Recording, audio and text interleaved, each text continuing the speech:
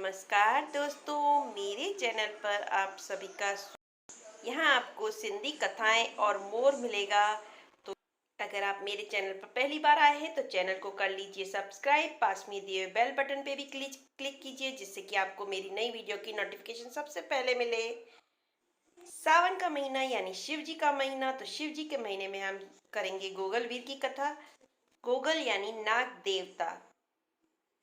आज मैं ये कथा आप सभी को सिंधी में सुनाने वाली हूँ। जो भी हमारे सिंधी भाई बहन हैं उनको हमारे वार त्योहार का पता नहीं होता है, तो वह कथा कैसे करें। तो आज मैं ये कथा आपके साथ सिंधी में शेयर करूँगी।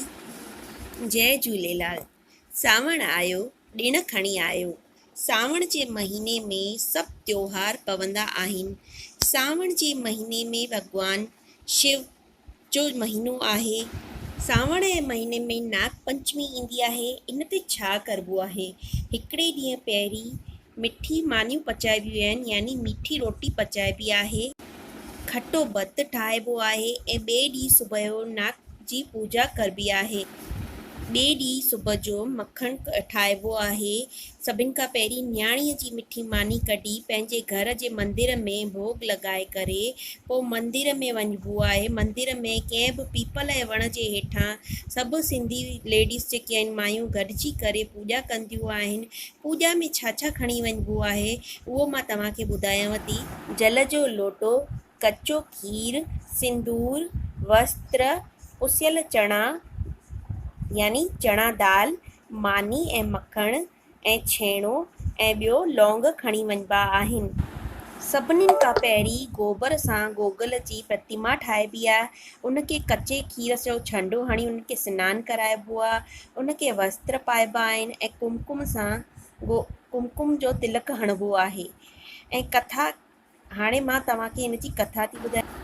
कंहिं ज़माने में हिकु माई पंहिंजे पीउ सां गॾु रहंदी हुई। उहा रोज़ु गरम खीर करे हिकु कटोरीअ में थधो करे करे मंदर में खणी वेंदी हुई ऐं घिंड वॼाईंदी हुई त गोगल वीर यानी नाग देवता ईंदो हो ऐं थधो खीर उहो पी वेंदो हो। हिकिड़े ॾींहुं उहा माई कंहिं कम सां ॿाहिरि ते वई त उहा पंहिंजी धीअ खे चई वई त हीउ गोगल जेको तुंहिंजो भाउ आहे, इन लाइ मां ही कटोरीअ में गरम खीर रखियो आहे। खीर जॾहिं थधो थी वञे तॾहिं तूं घिंड वॼाइजांइ त उहो नाग देवता यानी गोगल ईंदो ऐं खीर पी वेंदो। छोकिरीअ जे मन में बि इहो ई हूंदो त गोगल जेको आहे मुंहिंजो भाउ आहे। त उहा मंदर में खीर खणी वेठी ऐं खेलण लॻी। खेलंदे खेलंदे उनजो मथो वञी घिंड सां लॻो ऐं घिंड वॻो। घिंड वॼंदे ई नाग देवता आयो ऐं कटोरीअ में पुछ विझी ॾिठईं त उहो खीर ॾाढो कोसो हो।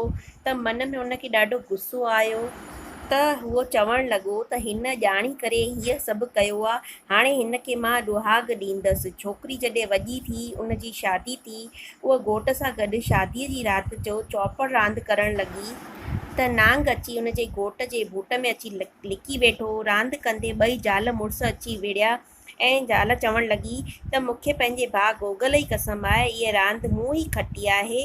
मुंहिंजो भाउ मूंखां नाराज़ थी वियो आहे। गोगल इहो ॿुधी ख़ुशि थियो ऐं अची उन पतीअ जे गले में नवलखो हार ठही वेही रहियो। जीअं गोगल हुन ते राज़ी थियो तीअं असां सभिनि ते बि राज़ी थिए, ईअं चई रुमाल में रखियल लौंग 3 दफ़ा कचे खीर में ॿोड़े गोगल ते छंडो लॻाइबो ऐं ईअं चइबो त गोगल गोगल वीर, गोगल पुटनि जो रखपाल, गोगल ॿारनि जो रखपाल, आड़े पाड़े जो रखपाल, गोगल थधिड़ीअ छांव। पोइ उहे लौंग तिजोरी में आणे रखिबा आहिनि। इहा आहे गोगड़े जी कथा। त तव्हां सभिनि खे इहा गोगड़े जी कथा कीअं लॻी मूंखे कमेंट बॉक्स में ज़रूरु ॿुधाइजो। ऐं अगरि तव्हां मुंहिंजे चैनल ते पहिरियों दफ़ो आया हुजो त मुंहिंजे चैनल खे सब्सक्राइब कजो। धन्यवाद।